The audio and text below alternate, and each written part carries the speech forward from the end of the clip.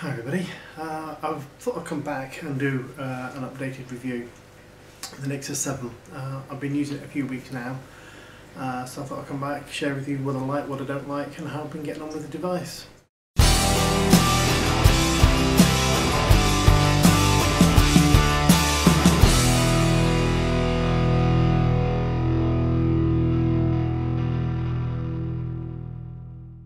Okay, as you know, Nexus 7 is a 7-inch screen, weighs about 340 grams, so it's not overly heavy. This particular version is running Jelly Bean 4.1.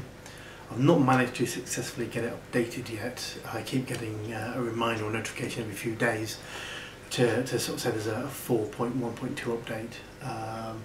It restarts, gets a little Android in the middle of the screen, and then it just topples over and fails to update. I'm not too worried about this at the moment, but it would be nice to see this, update properly in the near future. Okay, so as I said, this is the 7-inch screen fits quite nicely in one hand, and it fits securely as well. So you're not going to worry about sort of trying to balance it. You can't quite get a good grip. You can get a nice, good, secure grip on this. The back, the back of the Nexus is like a hard plastic. It's not overly smooth, but again, it just gives the feel that it's not going to sort of slip out of your hand. And it's sort of got little pop marks all over the back. I don't know if you can sort of make that out too clearly, but it just sort of adds to that feel that it's secure in your hands. The screen of the Nexus 7 again is very nice. It's bright text. You can sort of easily read text. Graphics are nice and sharp as well. One of the things that's always put me off using an Android device is it never seemed smooth or responsive. So when you sort of swipe left and right, it never used to respond so quickly, and it never used to be sort of, you always used to sort of just judder across. I'm running, don't know if you can quite make that out, I'm running a animated or live wallpaper. It's just like very simple, it's just Starfield, but that doesn't actually, it doesn't take away from the performance of scrolling between the screens left and right. It's still very responsive. You go to open apps, again they open quite quickly. So that's a nice feature. I mean, and I feel that's probably come on quite a long way over the last probably year or so. That's really improved that. And again, it has the actual screen has a nice quality feel to it. I've watched some movies. Again, playback. The movies have been very good. Quality has been very good. Audio coming out. I mean, they're coming out through headphones. Again, has always been very good. And being a 7-inch screen, it after sort of 30 or so minutes, you're not starting to squint because you are trying to watch a film on your phone or something like that. So it's a nice size to sort of watch a movie on. Quite easily watch a full-length movie without really struggling at all really. I've only used the built-in player, so I've not tried anything else. And I've converted a couple of films as well using Handbrake. Copied them across to the Nexus 7. Again, they play brilliant.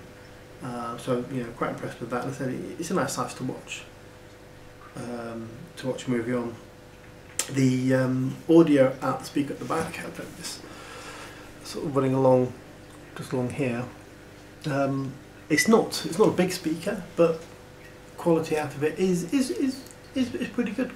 Given its size. And one thing I did notice was, so when you put it on a flat surface, table or something like that, the audio coming out the speaker doesn't get muted or get muffled. The fact that it's on a flat surface, it still plays quite good. It's you're not going to get anything amazing quality out of an internal speaker, but for its size, it's not bad. It's pretty good. Again, playing some games, I'm playing sort of common like Angry Birds, things like that. It's nice to play games on a slightly bigger screen. But games that are designed for this size screen, Angry Birds, things like that, play really nice. Again, performance of the games is really good.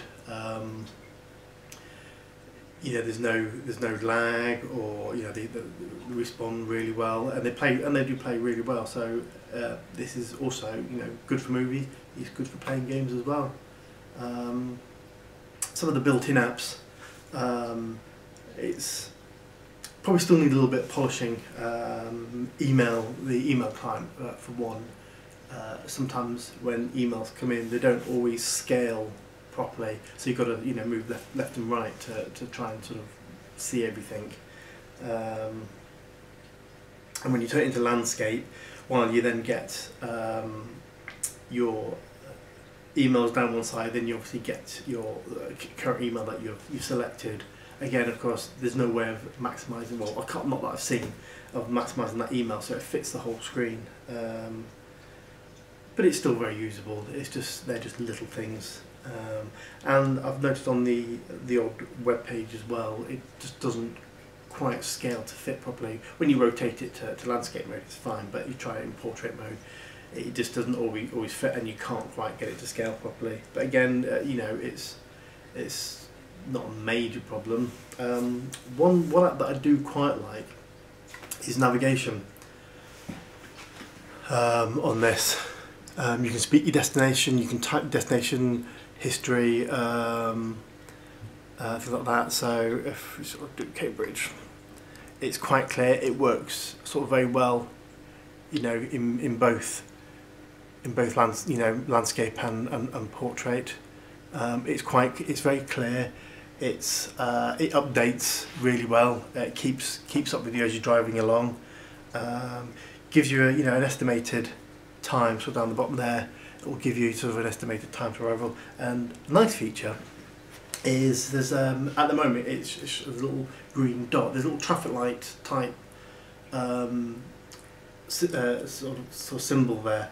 That tells you whether your journey ahead is clear, whether there's any delay, and that actually will change. So if you start off in your journey, half an hour into your journey, there's obviously an accident or something ahead.